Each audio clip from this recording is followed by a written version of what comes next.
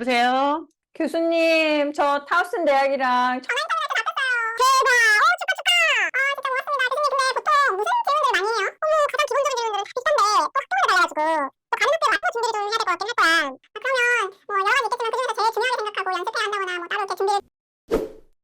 그 다음으로 자주 묻는 질문들이 이제 티칭 스쿨 같은 경우에는 이제 티칭과 관련된 질문들, 이런 수업을 가르쳤던데 너는 클래스룸에서 학생들에게 어떤 선생님이냐, 뭐 네가 임용되면 가르칠 수 있는 수업이 어떤 것들이냐, 아니면 수업에서 좀 어려운 학생을 만나면 어떻게 대처할 것이냐, 뭐 그런 좀 구체적인 질문들도 나올 수 있고, 아니면 좀 철학적인 질문들도 사실 나올 수 있고 그렇거든요. 예를 들어서 뭐 너의 티칭 철학은 뭐냐, 티칭 필로소피는 뭐냐, 뭐 이렇게 약간 두리뭉실한 질문을 받을 수도 있어요.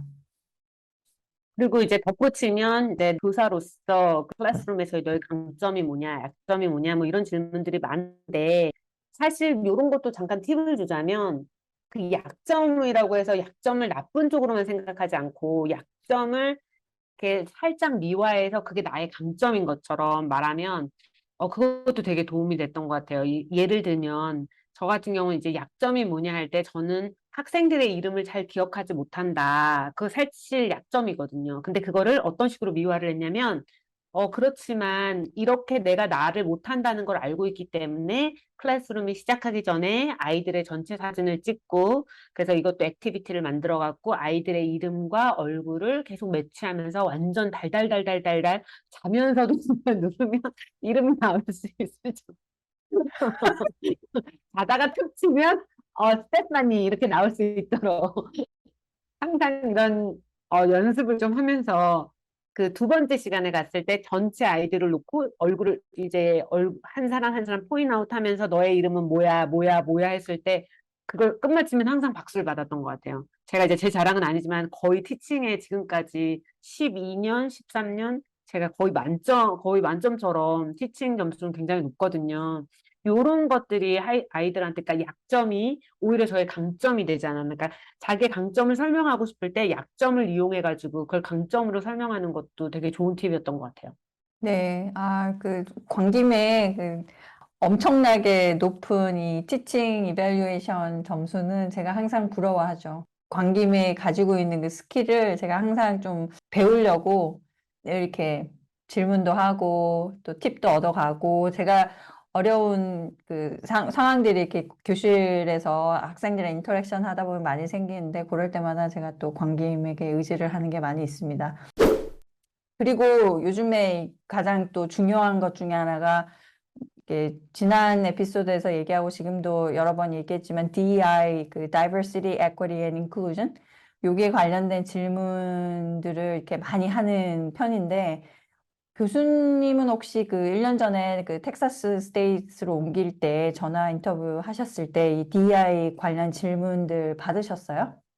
아니, 저는 이런 질문들은 없었어요. 근데 꼭 굳이 DEI는 아니지만 그냥 클래스룸에서 저희 지금 텍사스도 그 인종 분포를 보면 뭐 히스패닉도 많고 그다음에 뭐 백인, 흑인 다양하게 섞여 있는데 이렇게 그 인종들이 다양한 그런 교실 환경에서 저도 역시 동양인이니까 요런 것들을 어떻게 하느냐, 뭐, 요게 거의 뭐 DEI니까 그런 질문들은 있었던 것 같아요. 그래서 저의 경험을 바탕으로 좀 얘기했지, 특별히 이게 DEI다, 뭐, 이렇게, 데피니션이나 뭐 이런 거에 대한 질문들은 크게 없었던 것 같아요. 아, 그렇군요.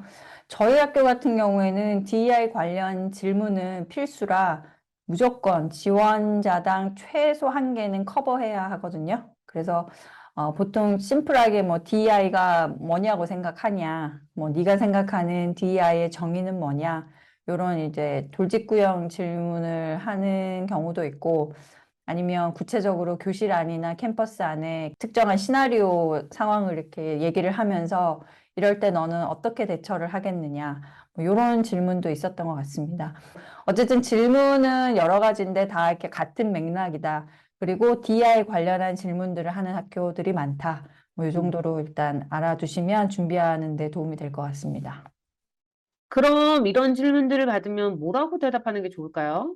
그렇죠. 그 대답을 어떻게 하는지도 중요하니까 일단 뭐 제 기억을 살짝 이렇게 되짚어 보면 사실 제가 그런 질문을 받았을 때도 아마 준비가 안 돼 있으면은 대답하기가 진짜 어려웠을 것 같아요. 그리고 일반적으로 그 정답이 정해져 있는 건 아니거든요. 그래서 뭐 어떤 지원자인 경우에는 진짜 그 DEI definition 자체로 이렇게 설명을 하면서 자기는 이런 이유에서 그게 반드시 뭐 교실 안에서 정립이 돼야 된다 뭐 이런 식으로 얘기하는 사람도 있었고 근데 제 기억에 남는 한 지원자의 대답이 어땠냐면 나의 철학적 견해는 사실 DEI 자체를 구분해서 특별하게 뭐 대처를 한다 이런 것보다는 그냥 DEI가 특별하게 여겨지지 않는 그래서 모든 것이 공평하고 모든 사람이 이 공정한 세상에 살고 있다. 내가 수업을 하는 교실과 내가 일하는 공간에서는 DEI 자체가 특별한 의미를 가지는 것이 아니고 그냥 삶 자체가 DEI가 자연스럽게 녹아들 수 있도록 노력해야 하지 않을까 생각한다. 뭐 이런 식의 대답을 들었는데 그때 그 대답이 참 현명한 답이었다고 생각이 되네요. 오, 저도 다음에 이제 어디 가게 되면 혹시 또 다른 데를 지원하면 요 대답을 조금 써먹어야 될 것 같은데요. 너무 좋은데요? 교수님은 그럼 혹시 기억에 남는 좀 진짜 황당한 질문, 뭐 이런 거 있었어요? 황당한 질문은 아닌데 뭐 몇 개 있었던 것 같은데 지금은 사실 잡이 되고 나니까 그런 거는 기억도 나지 않고요. 근데 좀 어려웠던 질문이 있었는데 사실 제 연구 분야랑 강의하는 분야가 좀 전혀 다르거든요. 제 연구 분야는 비디오 게임하고 VR, 비디오 그 버추얼 리얼리티, 가상현실 그리고 뭐 이런 건데 또 가르치는 건 방송 제작, 브로드캐스팅이거든요. 근데 질문들이 너의 연구 분야를 이렇게 가르치는 분야 어떻게 교실 환경에 잘 적용할 수 있는가? 이런 되게 티피컬한 질문이긴 하거든요.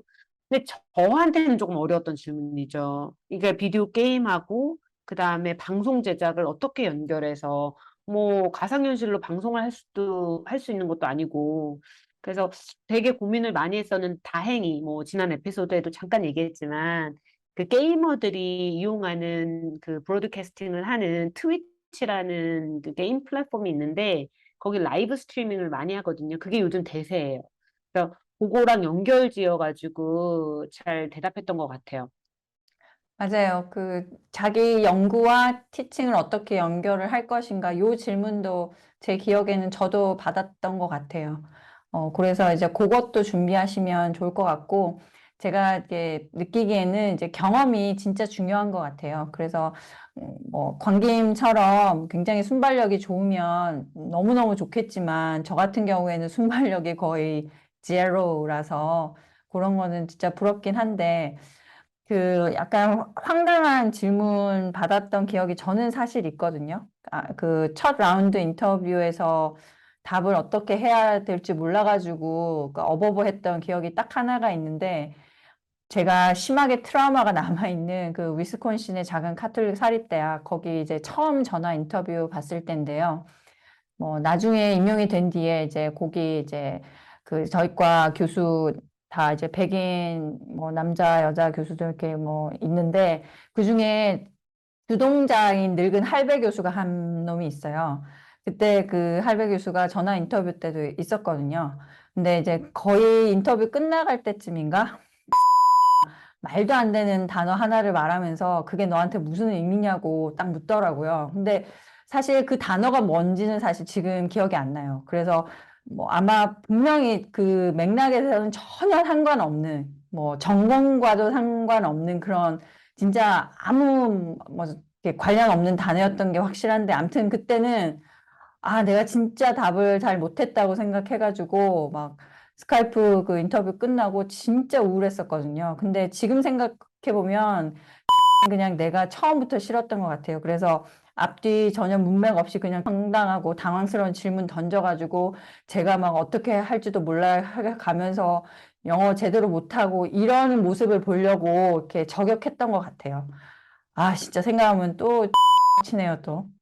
그러니까 혹시라도 말도 안 되는 질문을 받으면 절대 그 수에 말리지 마시고 질문이 정확히 어떤 의도인지 잘 모르겠다. 좀 더 구체적으로 질문을 해 줄 수 있느냐고 다시 되물어서 주도권을 뺏기지 않는 게 가장 좋은 방법일 거예요. 그래서 전 그때 너무 아무것도 몰라가지고 진짜 속수무책으로 그냥 당황했던 것 같아서 아, 정말 열받네요. 진짜 잠깐 욕 좀 하고 오겠습니다.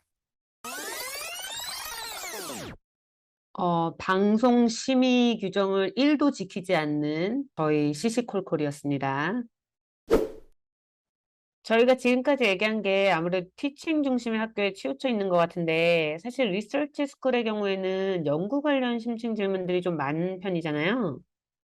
맞습니다. 오래되긴 했는데 제 기억을 좀 더듬어 보자면 리서치 스쿨의 경우 이제 앞으로의 그 리서치 계획이라든지 그랜트 계획을 좀 집요하게 물어봤던 것 같고 어떤 학교의 경우에는 진짜 이렇게 구체적인 통계 방법론 뭐 어떤 통계를 이렇게 이름을 얘기하면서 그런 거를 어느 정도 할 수 있는지 좀 이렇게 네가 설명을 좀 해봐라 뭐 이런 식으로 물었던 기억도 있어요. 사실 꼭 빠지지 않는 또 한 가지의 질문들 있잖아요. 그 인터뷰가 끝날 때 맨 마지막에 굉장히 마무리를 하면서 굉장히 중요한 질문이 또 있는데 지원자들에게 질문이 있냐고 물어보잖아요. 우리한테 궁금한 게 있냐. 그때 맞아요. 어떤 질문들을 하면 이 서치 커미티들한테 좀 더 적극적으로 어필을 할 수 있는지 그런 것도 좀 잠깐 얘기하고 마무리할까요? 네. 그 학교랑 과에 대해서 공부를 열심히 한 지원자 같은 경우에는 진짜 구체적인 질문들을 많이 하고요.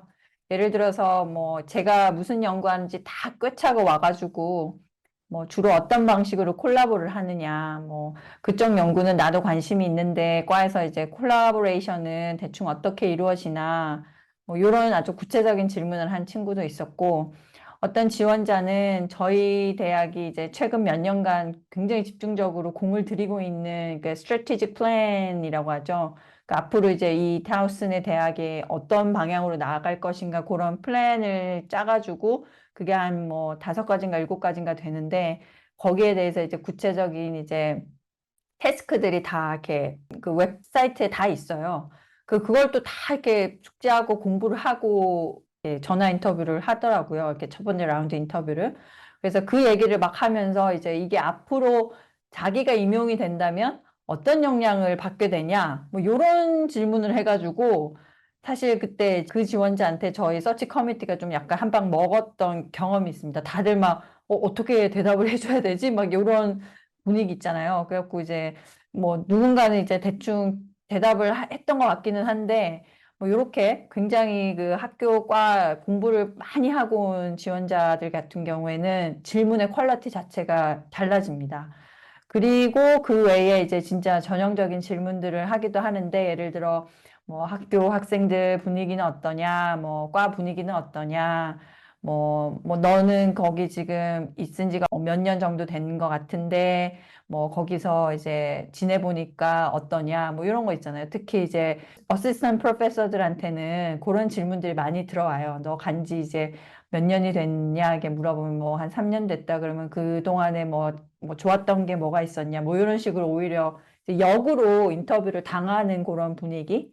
그런 거, 그리고 또 트래블 펀드 같은 게 잘 되어 있냐, 뭐 보통 얼마를 주냐, 뭐 그리고 특히 이제 이 조교수들 같은 경우에는 리서치 하는 게 중요하니까 리서치 관련된 이제 혜택은 뭐가 있냐, 학교 측에서 하는 과에서 이제 주는 서포트는 어떤 게 있냐, 이런 식의 질문들을 할 수도 있죠.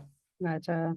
저 같은 경우에는 그 학교 웹사이트를 진짜 달달 외웠던 것 같아요. 그래서 쭉 훑다 보면서 사실 지금은 기억도 나지 않는데 학생 수하며 뭐 이렇게 약간 얘기 중에 살짝살짝 언급하는 거죠. 너의 학교의 사이즈는 얼만데 그럼 클래스룸은 어느 정도 사이즈냐 뭐 이런 식으로 그러니까 내가 알고 있는 걸 살짝살짝 집어넣으면서 일부러 알고 있는 것도 다 이렇게 보면은 다 잘 나와 있거든요. 그래도 이제 자랑할 수 있는 기회를 드리는 거죠. 이렇게 리서치 콜라보 센터가 저희가 있는데 그걸 보고 되게 좋았거든요. 근데 일부러 내가 리서치 콜라보 센터가 있는 건 봤는데 도대체 걔네가 어떤 일들을 하냐, 어디까지 서포트를 해주냐, 이런 식으로 다 알고 있어도 이렇게 말할 수 있는 기회를 대답을 들으면 다 웹사이트에 있는 거거든요. 네. 그래도 좀 더 구체적으로 알려줄 수 있냐, 뭐 이러면서 조금 이제 어필을 하는 거죠. 맞습니다. 아무래도 커미티를 당황하게 할 정도는 아니더라도 그 과랑 학교에 대해서 공부를 많이 했다는 인상을 주는 게 구체적인 질문을 하면 기억에 오래 남을 수밖에 없고요.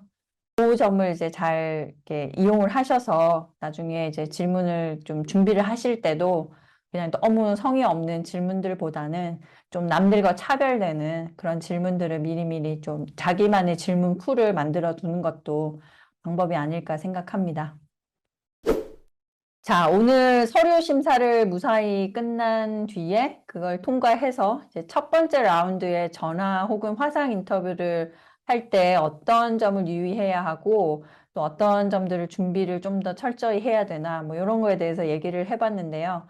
우리 이게 정리의 여왕 광김께서 또 이렇게 쌈박하게 오늘 에피소드 짧게 한번 요약해 주세요. 요 정리녀 광김 요 타이틀 때문에 요즘 밤잠을 설치고 있어요. 어떻게 짧게, 어떻게 좋은, 네, 요런 것들을 좀 정리할까. 좀 압박감이 있지만 한번 해보겠습니다. 예, 짧게 정리하자면, 그 학교에 대해 많이 공부해라. 정말 판에 박힌 질문들이라 대답은 다 거기서 거기일지 몰라도 어떤 식으로 대답을 하냐. 사실 스마일도 중요하고 인상도 요즘 다 화상으로도 인터뷰를 많이 하기 때문에 저는 약간 얼굴에 경련이 일어나기도 했어요. 그리고 어떤 질문을 하느냐, 뭐, 요런 것들이 마지막 인상을 결정짓는데 큰 역할을 한다. 요 정도로 요약할 수 있겠습니다. 아우, 너무 깔끔한 정리였습니다. 네, 그렇게 고민하시는지는 사실 전 오늘 처음 알았는데요. 네, 앞으로도 이 정리의 여왕으로 계속 자리매김할 수 있도록 많은 노력 부탁드립니다. 하지 마세요. 부담스럽습니다. 오늘도 저희들과 함께 해주셔서 감사드립니다. 김 교수들은 다음 주에 슬기로운 직장 잡기 세 번째 편을 들고 찾아오겠습니다. 행복한 한 주 되세요. 감사합니다. 감사합니다.